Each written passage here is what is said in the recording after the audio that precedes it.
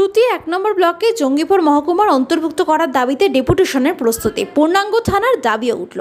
সুতি ১ নম্বর ব্লক নাগরিক কমিটির পক্ষ থেকে ব্লকটি জঙ্গিপুর মহকুমার অন্তর্ভুক্ত রাখার দাবিতে জোরালো আওয়াজ তোলা হয়েছে। সম্প্রতি মাননীয় মুখ্যমন্ত্রী মমতা বন্দ্যোপাধ্যায় ফারাক্কা মহকুমা গঠনের ঘোষণা করেছেন, যেখানে সুতি ১ নম্বর ব্লককে নতুন ফারাক্কা মহকুমার অন্তর্ভুক্ত করার প্রস্তাব রাখা হয়েছে।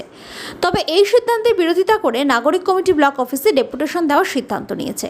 কমিটির দাবি অনুযায়ী সুতি ১ নম্বর ব্লকের ভৌগোলিক অবস্থান, বিস্তৃতি, জনসংখ্যা এবং নাগরিক চাহিদা বিবেচনায় এনে এই ব্লকটিকে জঙ্গিপুর মহকুমার অন্তর্ভুক্ত রাখাই যুক্তিযুক্ত। জঙ্গিপুর মহকুমা সদর থেকে এই ব্লকের গড় দূরত্ব মাত্র ৫ থেকে ১০ কিলোমিটার, যা যাতায়াতে সুবিধাজনক। অন্যদিকে ফারাক্কা মহকুমা সদর পর্যন্ত যেতে হলে প্রায় ৫০ থেকে ৬০ কিলোমিটার পথ পাড়ি দিতে হবে, যা সাধারণ মানুষের পক্ষে সময় এবং অর্থ সাপেক্ষ এবং ভোগান্তির কারণ হতে পারে। এছাড়াও জনসংখ্যার পরিসংখ্যান তুলে ধরে বলা হয়েছে, ফারাক্কা মহকুমায় বর্তমানে সুতি ১ নম্বর ব্লক সহ জনসংখ্যা দাঁড়াবে ১০,১৭,০১৩ জন, যেখানে জঙ্গিপুর মহকুমায় জনসংখ্যা মাত্র ৭,৭১,৪২৪ জন।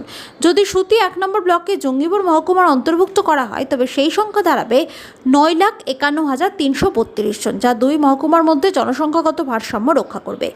আরও একটি গুরুত্বপূর্ণ দাবি হিসেবে নাগরিক কমিটি আয়রন আউটপোস্টকে পূর্ণাঙ্গ থানায় রূপান্তরিত করার কথাও জানিয়েছে। বর্তমানে ওই আউটপোস্টের অধীনে থাকা ৬৮টি গ্রামের নিরাপত্তা নিশ্চিত করা কঠিন হয়ে দাঁড়িয়েছে। এর ফলে অপরাধ দমন এবং সামাজিক শৃঙ্খলা বজায় রাখতে পূর্ণাঙ্গ থানার প্রয়োজনীয়তা অত্যন্ত জরুরি।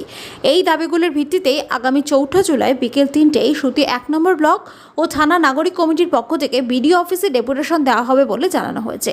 এটা স্পষ্ট যে সুতি ১ নম্বর ব্লকের সাধারণ মানুষের চাহিদা, নিরাপত্তা এবং প্রশাসনিক স্বচ্ছতা নিশ্চিত করতে নাগরিক কমিটির এই দাবি বাস্তবভিত্তিক এবং প্রাসঙ্গিক। এখন দেখার বিষয় প্রশাসনের তরফ থেকে এই দাবির কতটা গুরুত্ব দেওয়া হয়। সুতি 1 ব্লক এবং আয়রন থানা নাগরিক একটা কমিটি করেছি। বিগত কিছুদিন আগে আমাদের কমিটি ফর্ম হয়েছে। এই কমিটি আমরা কয়েকটা মিটিংও করেছি, আলাপ আলোচনা করেছি। আজকে সিদ্ধান্ত নিলাম যে আমরা ঘোষণা হয়েছিল যে খুব তাড়াতাড়ি সাব ডিভিশনটা ঘোষণা হবে, তা আমরা সেই জন্য একটা ডিএমকে একটা কপি আমরা দিয়েছি, মাস প্রিসিংয়ের কপি। এখন যেহেতু আমাদের ব্লকের ব্যাপার, ব্লকে আমরা জানাতে পারিনি, তা আজকে আমরা সিদ্ধান্ত নিলাম আমাদের কমিটির সদস্য মিলে যে আমরা আগামী ৪ তারিখ শুক্রবার বিকেল ৩টের সময় আমরা বিডিও অফিসে একটা ডেপুটেশন দেব। সেই ব্যাপারে আমরা আজকে আলোচনা করব। কোন ভিডিও? ভিডিও সুতি 1 কিছু মানে মাননীয় মুখ্যমন্ত্রী সুতিতে এসে ঘোষণা করেছেন যে জঙ্গিপুর সাব ডিভিশনকে ভেঙে আরেকটা sub division Farakka sub division করবেন। মুখ্যমন্ত্রীর চিন্তাভাবনা হচ্ছে যে জনগণের ভালো সুবিধা হয়, তার জন্য এই চিন্তাভাবনা তিনি নিয়েছেন। কিন্তু আমরা পরবর্তীতে দেখলাম যে সেখানে ফারাক্কা, শামশেরগঞ্জ এবং সুতি 1, 2 এই 4টে ব্লককে নিয়ে সাব ডিভিশন করার পরিকল্পনা হয়েছে।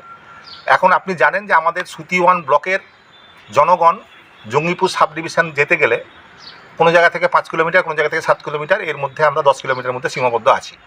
যদি ফারাক্কায় সাব ডিভিশন হয় তাহলে সেই আমাদেরকে 40 কিলোমিটার, 50 কিলোমিটার যেতে হবে।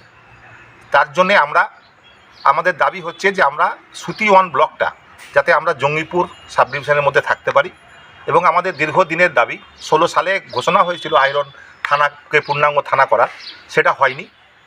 সেটা যাতে আমাদের আয়রন থানা হয় তার জন্য আমরা এই কমিটি তৈরি করেছি বিভিন্ন নাগরিকভাবে, অরাজনৈতিকভাবে। আমরা বিভিন্ন রাজনৈতিক দলের মানুষ থেকে শুরু করে সমাজের বিভিন্ন স্তরের মানুষকে নিয়ে আমরা এই কমিটিটা করেছি। কতটা সাড়া পাচ্ছেন এই বাড়িতে? না, আমরা মোটামুটি ভালোই সাড়া পাচ্ছি। আমাদের কাছে অনেকেই ফোন করছে, আমাদের সাথে যোগাযোগও করছে অনেকে আমরা মাস পিটিশন করে জমা দিয়েছিলাম, সেটাও একটা ব্যাপক হারে মানুষের আছে, চাহিদা আছে। কারণ কষ্ট তো সবার হবে, আমাদের নেতৃত্বদের কোনো কষ্ট হয় না, কিন্তু সাধারণ মানুষের একটা এখন এসডিও অফিসের এত গুরুত্বপূর্ণ, এই কাস্টের সার্টিফিকেট, এই বয়সের সার্টিফিকেট, এসডিও অফিস হচ্ছে অত্যন্ত গুরুত্বপূর্ণ জায়গা, সেখানে আমাদের খুব কষ্ট হচ্ছে। সেটার জন্য আমরা এই নেমে পড়েছি। সুতিতে এসে মাননীয় মুখ্যমন্ত্রী যে নতুন সাব ডিভিশনের কথা ঘোষণা করেছেন তাকে আমরা স্বাগত জানাই। কিন্তু আমরা যে দেখলাম যে সেই ফারাক্কা, শামশেরগঞ্জ, সুতি 1, সুতি 2 যে সাব ডিভিশন করা হচ্ছে, সেক্ষেত্রে সুতি 1-এর সুদূর বহুতালি থেকে যারা যাবে, যারা হারুয়া থেকে যারা যাবে, যারা বংশবাড়ি থেকে যারা যাবে, তাদের দূরত্ব প্রায় 70 কিলোমিটার, কারো 65 কিলোমিটার, কারো 60 কিলোমিটার হয়েছে, যেখানে আমরা 6 থেকে 7 কিলোমিটার বা 10 কিলোমিটার মধ্যে ছিলাম। তার জন্য আমরা সুতি 1বাসী আমরা চাই জঙ্গিপুর সাব ডিভিশনে থাকতে। সেই জন্য আমরা সুতি 1 নম্বর ব্লক এবং আয়রন থানা কমিটির নামে একটা কমিটি তৈরি করেছি। আজকে আমরা বিগত দিনগুলিতে মিটিং করেছি, আমরা গণস্বাক্ষর করেছি এবং আমরা বিভিন্ন পর্যায়ে চিঠি বিভিন্ন জনপ্রতিনিধিদের মাধ্যমে পাঠিয়েছি।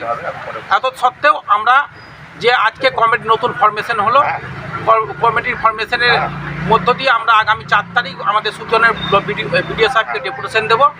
আজকে কমিটির নতুন সভাপতি হলেন আমাদের আইরন হেমাঙ্গিনী হাই স্কুলের উচ্চ বিদ্যালয়ের শিক্ষক মাননীয় রাঘব ঘোষ মহাশয়, সহসভাপতি সুভাষ দা মানে সুভাষ লালা, সম্পাদক হিসাবে আমি নির্বাচিত হলাম এবং সহ সম্পাদক হয়েছে তাপস দা, আমাদের রজত দা এবং কোষাধ্যক্ষ দশরথ দাস এবং সহ কোষাধ্যক্ষ গোলাম নবী আজাদ সহ আমরা কমিটির আজকে ফরমেশন করলাম। এবং এই কমিটি আমরা সর্বদলীয় ভাবে নয়, দলমত নির্বিশেষে আজকে সমস্ত ধরনের নাগরিক, সে সুশীল সমাজের মানুষ আছে এখানে, আজকে শিক্ষিত যুবক আছে, আজকে যারা বিভিন্ন শিল্পী তারাও আছে এই কমিটির মধ্যে। তার কারণ আমরা চাই সমস্ত নাগরিক মিলে আজকে আমাদের সুজন ব্লকটা যেন জঙ্গিপুর সাব ডিভিশনে থাকে, একেবারে মানুষের স্বার্থে আমাদের এই কমিটি আন্দোলন চালিয়ে যাবে।